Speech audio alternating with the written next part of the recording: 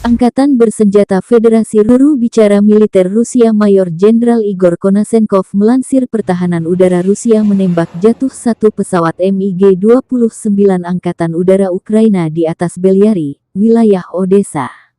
Selain itu, 8 kendaraan udara tak berawak Ukraina telah dihancurkan di dekat Lipsy, Balakleya, 412 area konsentrasi tenaga dan peralatan militer, serta 53 posisi penembakan artileri. Sebagai akibat dari serangan terhadap perusahaan ponton di dekat Zavgorodne, wilayah Kharkov, upaya lain untuk melengkapi penyeberangan ponton oleh Angkatan Bersenjata Ukraina melintasi Sungai Seversky Donets terganggu. Secara total, 180 pesawat Ukraina dan 127 helikopter, 1027 kendaraan udara tak berawak, 324 sistem rudal anti-pesawat, 3.281 tank dan kendaraan tempur lapis baja lainnya dihancurkan.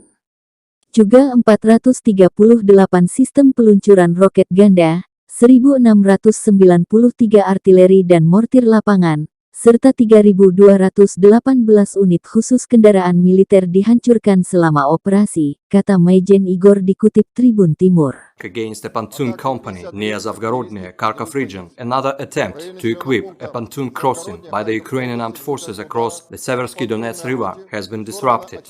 In total, 180 Ukrainian airplanes and 127 helicopters, 1,027 unmanned aerial vehicles, 324 anti-aircraft missile systems, 3,281 tanks and other armored combat vehicles, 438 multiple launch rocket systems, 1,693 field artillery and motors, as well as 3,218 units of special military vehicles were destroyed during the operation. Terima kasih sudah nonton. Jangan lupa like, subscribe, dan share ya.